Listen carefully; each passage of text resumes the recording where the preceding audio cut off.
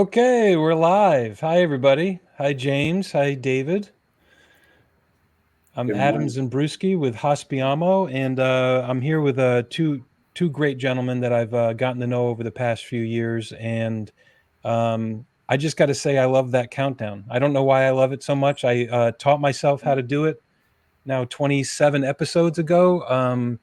And I get excited about it because my brother is the co-host here. Unfortunately, my brother Matt with Agile Game Changers cannot make it today.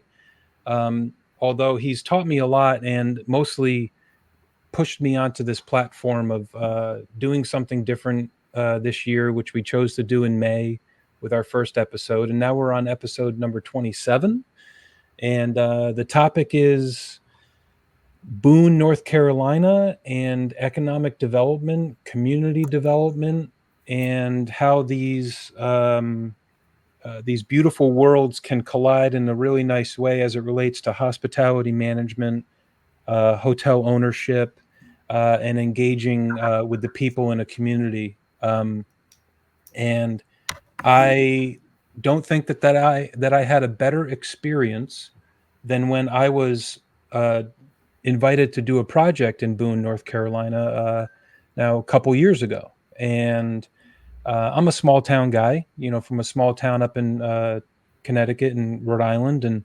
um, and so I was invited. The first person I met or I engaged was David, the president and CEO of the Boone Chamber of Commerce, Boone Area Chamber of Commerce.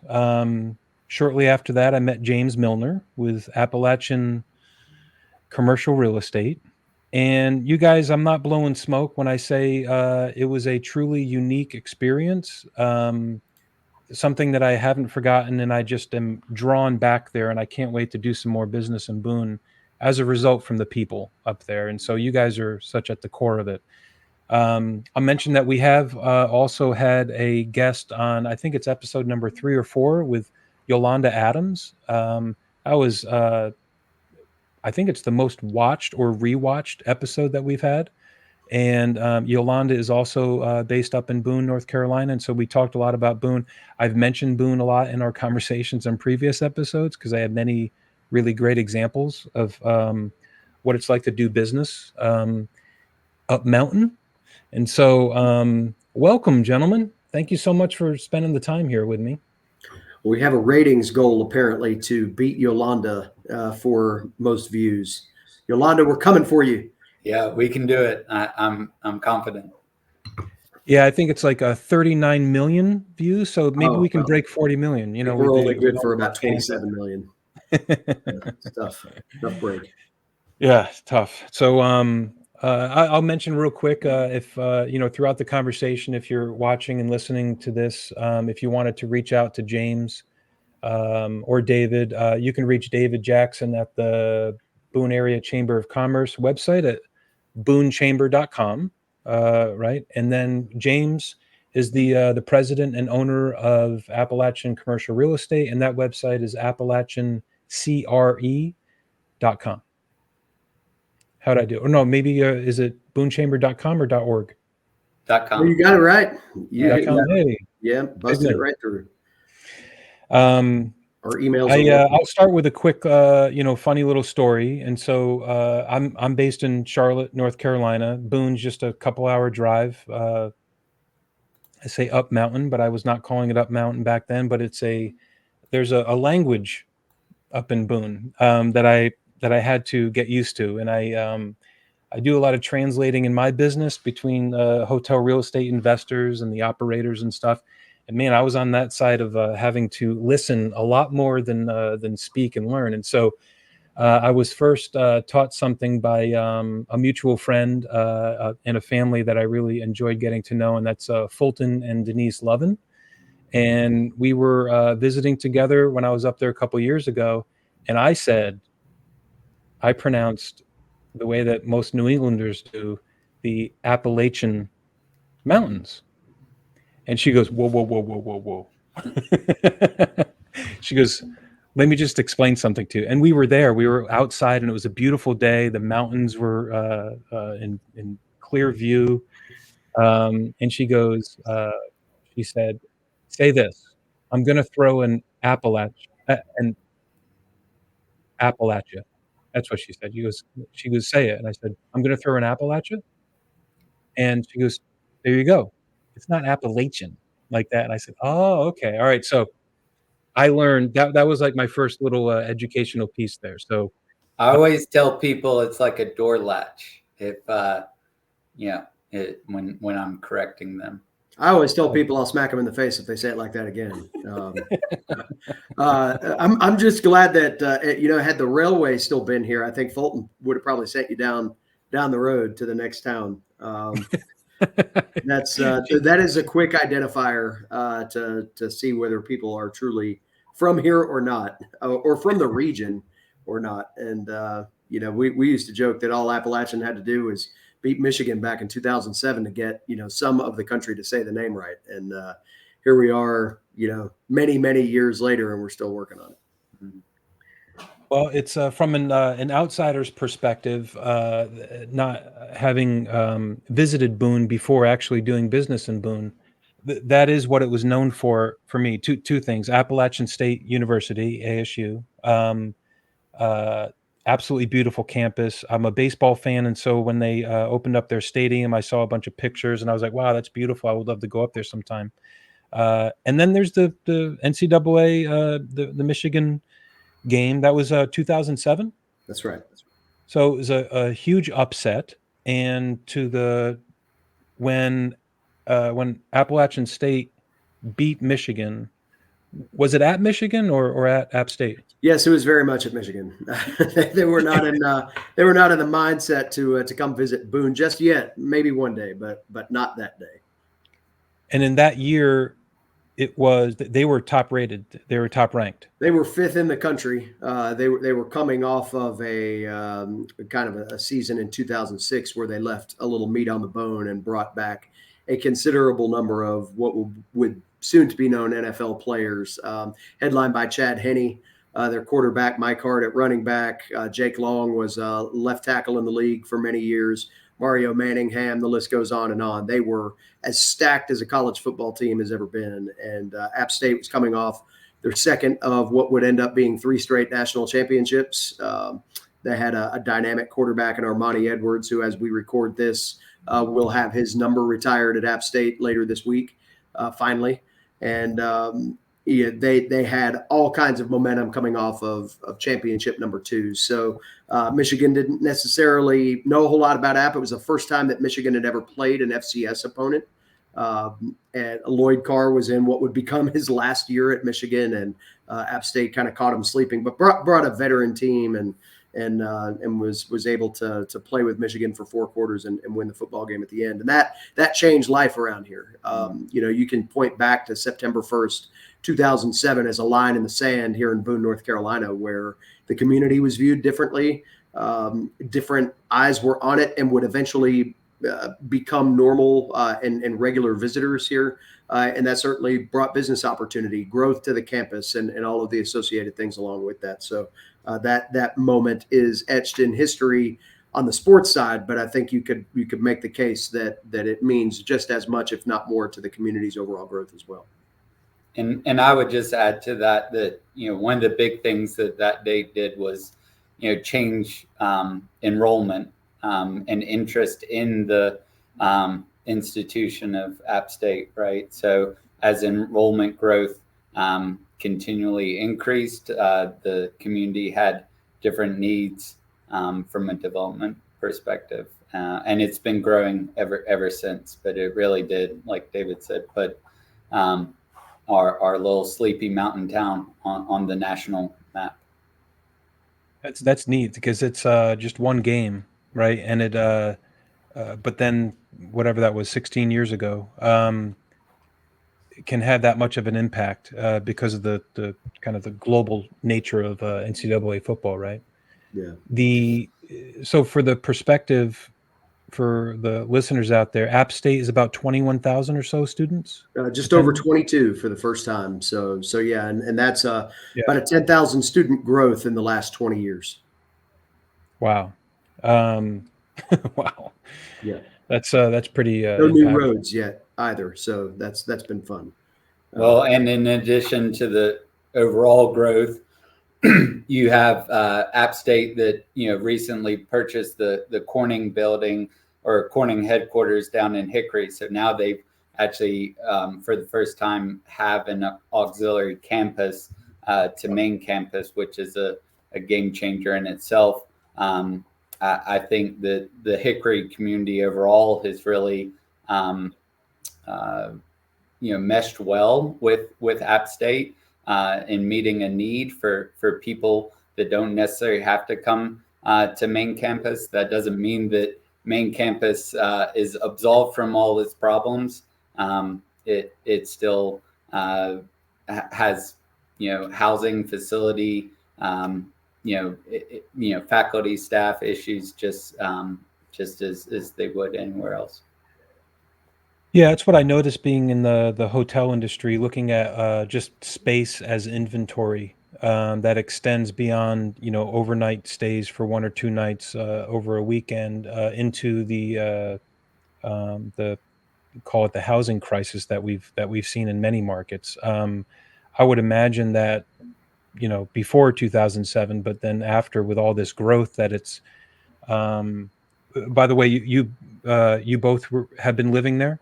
Are you from Boone? Go ahead. No, we're both Triad guys. I'm from the much better city of Greensboro originally, but have lived here for let's see, 27 years now. Okay.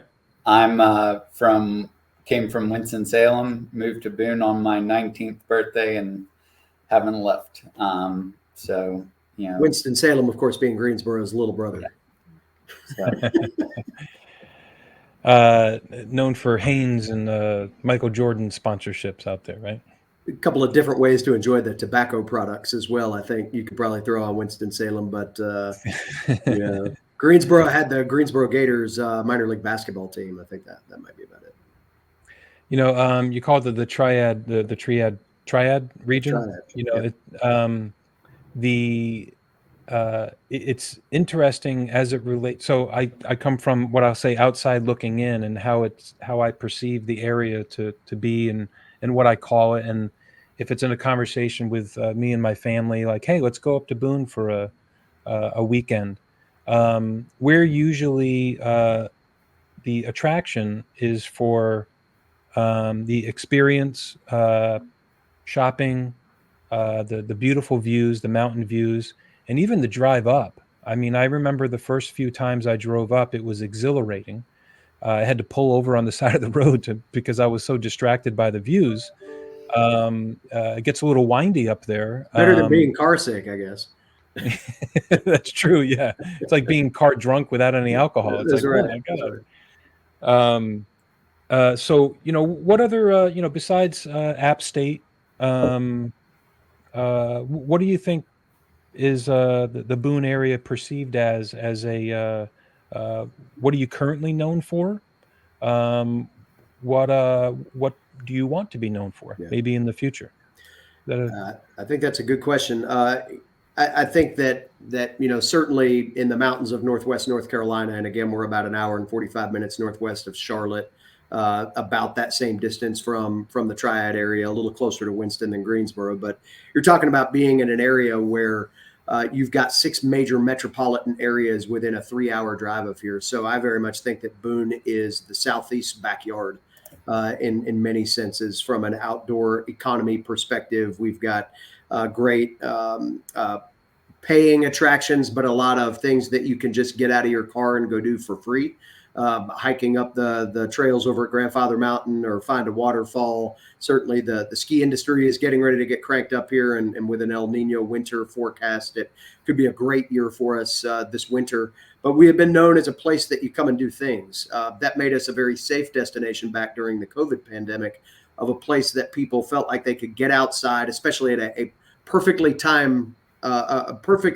placed time on the calendar for something like that to occur from our perspective, where the weather was turning warmer, people could access some of those outdoor features in a time where everybody had to be away from everybody, right? So you could come to Boone and still be away.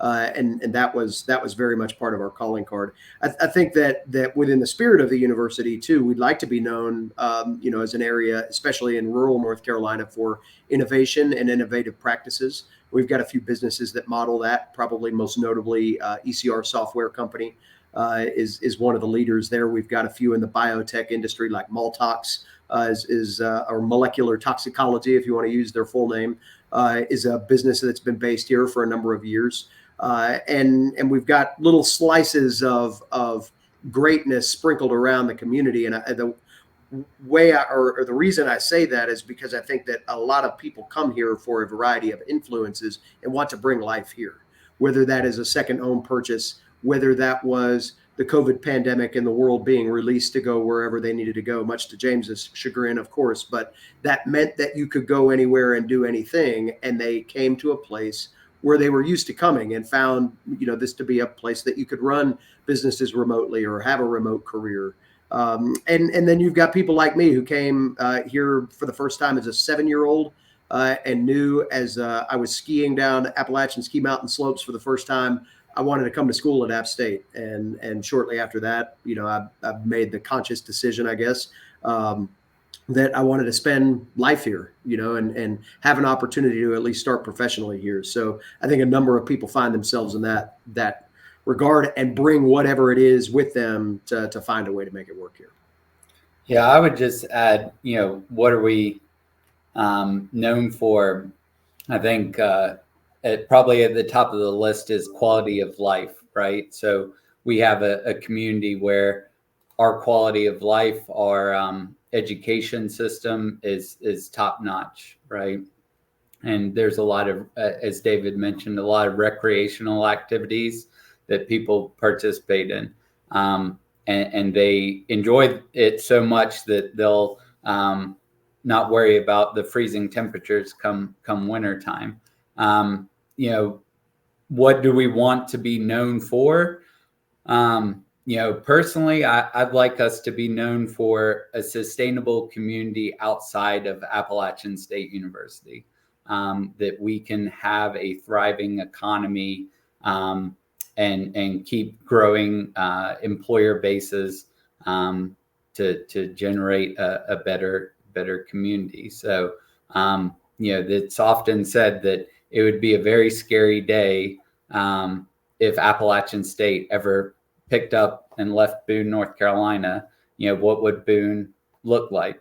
It would look like a West Jefferson or a Newland, or worse. So it's we have to be able to stand on our own 2 feet as a community outside of our major economic driver, which is obviously the university. Yeah, that's huge. It's I'm glad you mentioned that, because it's so having been called a somewhat of a business owner up there, or part of a small business partnership, I experienced that. And what I experienced was that you got this economic driver of App State. And then you also have, I would say, some medium-sized to some large businesses, and a lot of small businesses, a lot of entrepreneurs, a lot of younger people, because of the university, that might graduate and leave, but then come back. You call them boonerangs, right? Boone. That's right. Boonerangs. Yeah, that's pretty cool. I love that. And we'll talk about that in a second. It does take the effort of a individual to engage and make those connections between those economic drivers, right? So, what's a pretty common theme on our show is related to the people in the field that manage properties or manage businesses for us in the hospitality business, such as a general manager that works at a hotel. If they are benefiting, if they are fortunate enough to have an opportunity to move to the Boone area to manage a hotel, and this is a new environment for them, what should their next steps be that would help that vision, James or David, to help that to to stand on its own from an economic development perspective, and to because it is all about the people that are taking those next steps to fully engage. Um, what are I'm a success story there. I mean, I kind of, but I already knew, right? I had already been in other places. I knew to reach out to say, hey, who should I talk to? And I'm an extroverted person. And so I just kind of reach out and I see what happens. But that's not the case with everybody. It's like maybe they're a little bit introverted and they don't really go out there like blah and start meeting people. So you got any best practices if somebody's coming in to do business in Boone for the first time, or even existing business owners that haven't fully engaged yet in the economic community? What are some of the things that they might be able to do? Yeah, and I'm going to answer this a little differently than maybe you would expect it to be, because obviously the Boone Area Chamber of Commerce is one of those organizations that can do everything for someone that you just laid out there. But I think that the advice that I would give, especially if you're moving from a metropolitan area into a rural area or a smaller area like Boone may happen to be, I think the people that have had the most success in getting integrated into the community are not the ones that are the ones that came in not feeling like or not purporting themselves to be fixers. Not every small community needs to be like suburban Charlotte or part of the North Carolina core. They have their unique perspectives and personalities, and sometimes that's just fine for the community. Now, we all have our warts and we all have our opportunities where we could be better. But the people that come in like a bull in a china shop that say, just because I'm from Lower Manhattan means that I can solve all your problems. No, you can't. We've been trying for decades to solve problems, and that is less than genuine to feel like one person's influence on a particular day will mean that an area that has its own cultural reasons for change moving fast or slow, business reasons for change moving fast or slow, is all of a sudden just going to see the switch flipped. And I've seen a lot of reflux from folks that will come into rural America and feel like because they live in a zip code with a few more zeros in the population that they've got it all figured out. That can rub the local clientele and the local business leadership the wrong way very quickly and make it to where your best intentions are going to be met with an uphill climb. My advice is to listen, to absorb a little bit first and start to understand the community that you have invested your time and life in.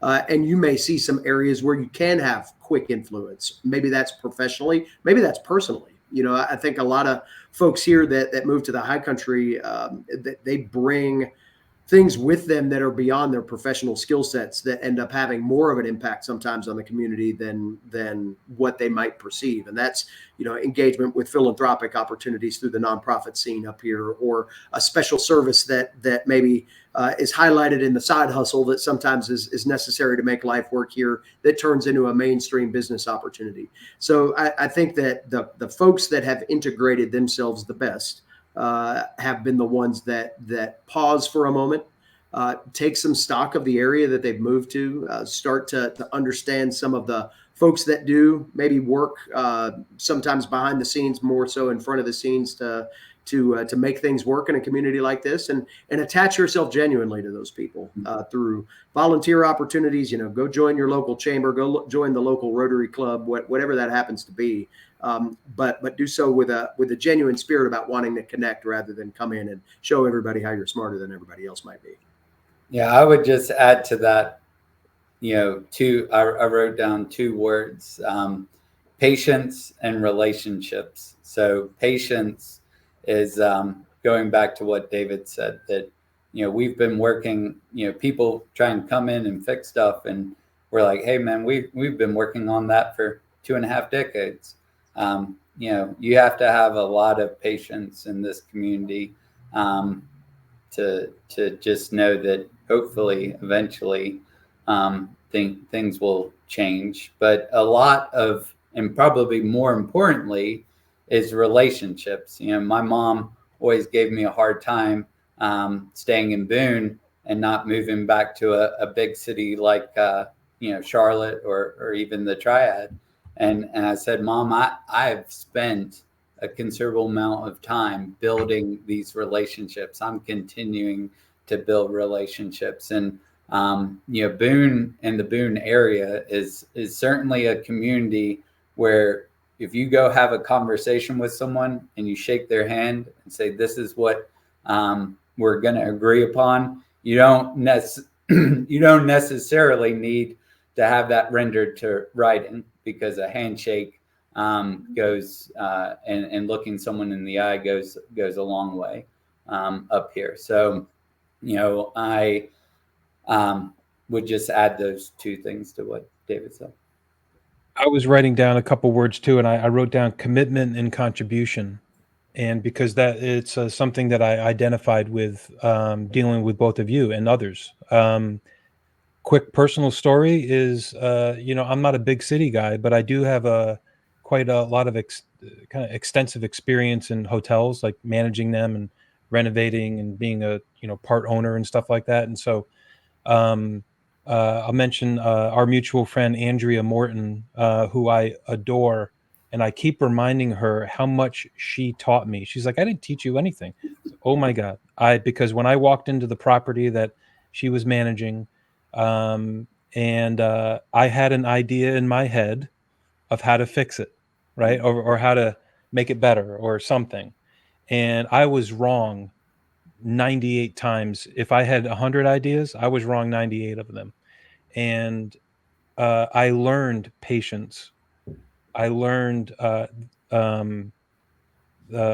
how commitment and the contribution of your, not just money, not only money, but just your time and your dedication um, in and how long it takes to build those relationships that's around trust, right? Because I'm sure that you have a lot of examples of people that have come and gone, and they didn't have that genuine spirit, David, like you said. That they're coming for something that might be leaning towards selfish or leaning towards, I don't know, whatever's motivating them away from being patient and worthy of that kind of long-term relationship building practices. And so another relationship that I've adored is really getting to know is Lisa Cooper with Mass General Store and that family. Man, I'll tell you, the from what I learned with the project that with Andrea Morton, and I'll mention John Cardonia also. John is a regular guest here. He's a building engineer, Navy veteran. You guys may have met him when we were working together up there. We all just learned so much together. And then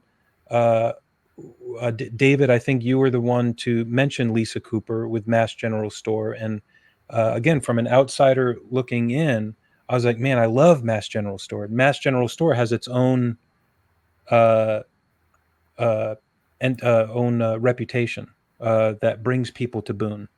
I thought that they were based in Boone, but they're based in Valley Crucis, right? Mm-hmm. Which is about maybe 15, 20 minutes away. But man, it just opened my world up to the idea of what just a retail store can do for a downtown environment, but also the culture of community and economic development because it's part of a family. And so, as it relates to I wanted to mention Mass General Store because so I live in Charlotte. I'll mention again, but what it did was for me with Mass General uh, it Mass General Store is also in Columbia, South Carolina, right? And they're in other places in this North and South Carolina area. And so I was on a hotel project and I was visiting Columbia, downtown Columbia, South Carolina. And I was looking on my maps and I saw that Mass General Store was there. I was like, man. And it just gave me a reason to reach out to Lisa to say hello again. Right. And this is a little while ago. And so there's this connection that has never left me. And it does have to do with my personality. Right. I'm a genuine person. I just really did love the people and the relationships that I met there. So let me refer back to that comment or the word that I mentioned, boonerang. And so uh, when I describe my kind of love that was created with that I fell in love with the area, mostly because of the people like you two gentlemen and the people that we're mentioning. But it did make me want to come back more often, even though the business reason went away a little while ago. But I do, I still blow up your cell phones every now and again and be like, hey, I want to, what else is going on? You know, can I get back up there? So you've called people that, well, what is a boonerang? Maybe you can tell me. There's also a boonerang festival that I was the inaugural event. It was at the 150th anniversary of Boone, right? So I'm very curious about that word, and maybe you can tell our millions of fans out there what that is and how it came about. Sure. I want to go back to one thing that you said first before we get into the boomerang definition. You were talking about Lisa Cooper, and I think the Cooper family is a prime example of what I was just talking about a few minutes ago about a family that moves to the area and observes first and acts second.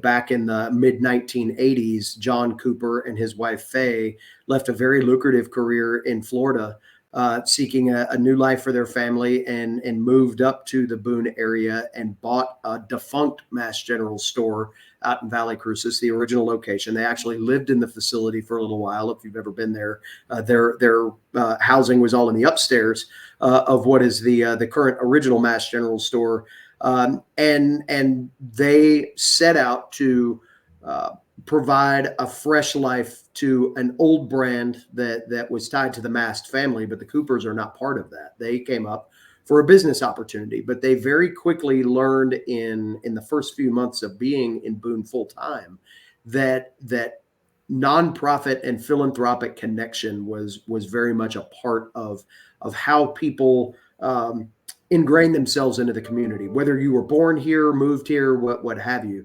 A lot of times when you meet somebody in Boone, it's who are you, what do you, where do you work, and what nonprofit do you support? And those are the three questions, maybe not necessarily always asked in that order. So they found out very quickly that for them to be successful in coming from outside the market, they were going to have to find a way to utilize their store to benefit others, whether that was the staff that they hired, whether that was the community organizations in and around Valley Crucis. They got very involved in the Valley Crucis Historical Preservation Commission.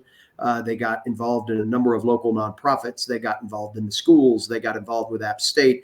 And they showed that they were beyond just a business. They were a family that was deeply invested in the community where they now live, and hope that their children will find life and their employees will find a reputable employer that will take care of them, and we're able to benefit from that. But that was not accidental. That was very carefully constructed as part of their business plan, was to come there and see where their opportunities to plug in may be, not try to force what they may have seen in another career or seen in another community. So to kind of take it back on the tracks here to Boonerang, they were not Boonerangers because they were not from here originally. Boonerang has to do with being here, whether you're a native or whether you came to school here or however you came here.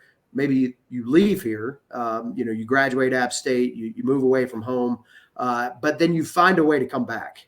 And a lot of App State grads find themselves in that position. And part of that's due to housing and the cost of living here early in someone's career. They have to go and get a little professional runway underneath them, find a way to make a buck or two or maybe a lot more right now, and then find a way to professionally come back here, or even come back here as part of a retirement plan. So the action of coming back to the high country is known as booneranging.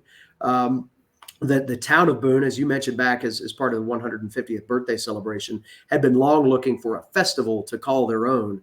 And we have a number of very successful festivals in and around our community. Woolly Worm Festival and Valley Country Fair just finished up back in October. Merle Fest occurs just down the road from here, really about 30 miles in Wilkesboro. But Boone wanted something for themselves. So the number of folks, including Mark Freed, who we all know with the Town of Boone Cultural Resources Department, got the idea to create a Boonerang Festival.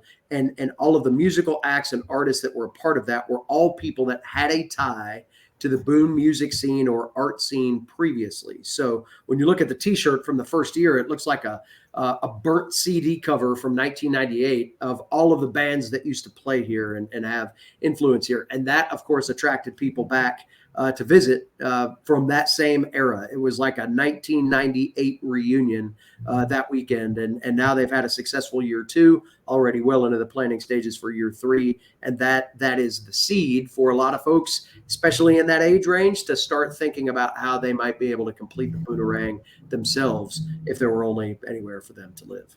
It also didn't hurt, David, that you ordered up Boone Area Chamber of Commerce weather days for Boone. We try. Boomerang. So we try. Sometimes the request is processed in the order it was received. So we struck gold that week for sure. One of the things I wanted to add to your discussion on John and Faye, one of the things that I love about MAST as an organization is, they're one of the few companies in Boone that is doing an ESOP program. So, and really trying to find creative ways to retain employees within their organization. So, we can talk about the housing crisis and all the barriers to entry all day long. It is difficult for, I think, one of the reasons that this Boonerang occurs is because there's a difficulty in the student that graduates App State that may have a local employer that they work for or want to work for, and then the roadblock immediately is housing, right? Based on the limited income that they receive in a postgraduate environment. So we certainly, Adam, I would say, we have our fair share of problems, just like any other community. Both David and I are well aware of what those problems are. And I think that at the end of the day, the community is very well poised and motivated to try, as it's ever been in the 20 plus years that I've been here, to try and start solving some of those problems. I think some of the momentum that we have had even in the last 6 months shows some really positive signs that we're going to address housing. We're going to address childcare. We're going to, start being more community centric. You mentioned the ESOP. That was a topic of one of our previous episodes, employee stock ownership, and the Mass General Store is employee owned. And for the people out there that doesn't know what that means, it's like Publix. My son just got a job at Publix, and he's an employee owner. Like he owns a little piece of Publix, and it's they have an ESOP program, and so it's a beautiful thing. And like you said, David, it's when there's a commitment from a family like the Coopers, they decided to do that, and they decided to engage, and they decided to make that happen, rather than just talk about it. And I saw a really good clip of can't remember which podcast it was that I was watching, but they said, and I agree with this, that culture is done and it's lived. It's not talked about.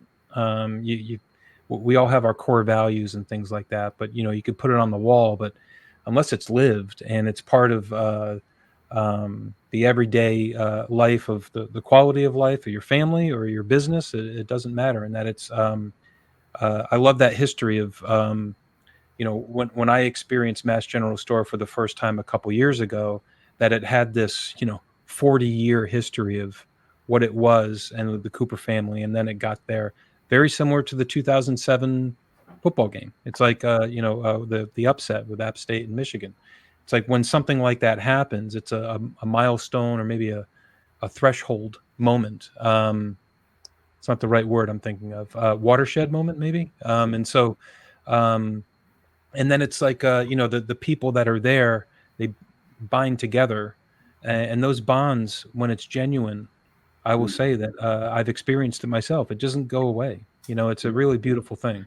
It's funny you say that. One of the things that and I love how this has become like a Cooper family infomercial here. I hope they're paying you well. I'm gonna take this as a receipt to them next time we need to talk about chamber membership for sure. But one of the things that comes up though in the story and really what kind of launched Mass General Store into what now as dozen locations in 4 states, kind of enterprise. One of the very first things that they did in terms of kind of that community engagement back in the mid 80s, back when the old Mass store had closed, along with that, the U.S. Post Office in Valley Cruces closed at the same time because the building was no longer being used. And one of the first things that the Coopers found as they began to revitalize the store and renovate and get ready to open, they were asked by community members to bring the post office back. And now that is part of the charm of the original store, but it is a functional U.S. post office that was so important to the residents in that rural part of our rural county that they had that identifier, that they had the community that came with going to check their mailbox every day and seeing people, a lot of those folks elderly back from the hollers, that was their social interaction, was that post office. And they said to the Coopers, hey, it would be really nice if you brought this back. Now, could you imagine if the first thing you heard from a community when you go to open a business in a community is do this thing, add this thing to your business that has nothing to do with your business just to appease everybody around you? And they did, and it changed the game for them. That was the first sign for the community, and again, a very insulated part of a not overly populated area, that these people were for real. That they said, hey, yeah, this isn't going to do anything for our bottom line, but we know that as a community pillar and beacon, we need to do things that are important for this area. So yes, they opened the post office, and now when you walk in there on a Saturday, especially in their busy seasons, you'll see people pointing at the folks that are checking their mail, like, look, real people that live here. It's like you become a zoo exhibit almost, because you're there doing what that store was known for generations. And now descendants of families that have lived in that area for years can go and check their mailbox just like their parents or grandparents may do. And that just ties into the story, but that came from a very genuine place to begin with. They listened, right? And they were, they put it out there and they listened, and they didn't come in with any. And saw a relatively low risk opportunity for them to make a difference. That wasn't going to require them to invest a bunch of money. It was just, let's open this side of the door and dust off these things. And yes, let's call it good. And their success is largely part of similar stories like that in the communities they serve now. Yeah. There was no intention to make this an infomercial about the Cooper family and Mass General Store. I start with like a blank page. You and I, we spoke for 5 minutes, and I love how this conversation went. We can start to wrap up here. I will tell you that I, selfishly speaking, just the idea of having you guys to see your faces and to hear your voices and to speak to you and to listen to you. This is a joy for me every time that we speak. And so I know that you're busy, and so thanks for taking the time out of your day to make this happen. David, I mentioned something that you mentioned that I really enjoyed going to the Boone Chamber of Commerce economic kickoff that you have every January. You have another one coming up. Is that right? Is it in January? Yeah, that's right. January 10th, we'll have our annual event that serves as obviously, like many communities do, the economic kickoff to the year. We're fortunate here in our community to have a well-known regional economist in Dr. Harry Davis, who has been predicting the economy here in North Carolina for decades now, and does so with a locally focused lens because this area is so unique. A lot of times legislatively, people will look at Western North Carolina and just think that everything is Asheville and we all get the table scraps. But because of our tourism economy, because of the university's influence and some other things, Northwest North Carolina has got its own vibrant economy, and because of that, needs a little bit of further scrutiny when it comes to predicting economic fortunes or downturns or something in between. So Harry has been great about providing that as part of our annual events, and we'll do so again this year. We'll also be joined this year by Gary Salamito. Gary is the president and CEO of the North Carolina Chamber of Commerce. And the NC Chamber has done a great job over the years serving as an advocacy platform for communities large and small throughout the state of North Carolina. Of course, North Carolina for 2 years in a row now has been listed by CNBC as the top state for business in the country. And the North Carolina Chamber, along with Economic Development Partnership of North Carolina, the North Carolina Rural Center, those are 3 agencies that have really done the heavy lifting for that kind of acclaim. And to have Gary come and speak to our crowd about what he sees in rural North Carolina and what he wants to hear as advocacy points moving forward. I think the North Carolina Chamber does a great job of not resting on old talking points. And I would encourage others to think, especially as you advocate for things in your community, don't advocate the things that were 5 years ago's bullet points. Think about what is relevant now. And so the chamber goes around and does that kind of thing in local communities, and Gary will be front and center for that. So again, that's January 10th, and that's an annual thing that we enjoy and hope the snow stays away that particular day so we can get people in and out of the parking lot and get them a great program around lunchtime. James, how about yourself? How does this next year look for Boone and commercial real estate in 2024? Any do you give it a grade?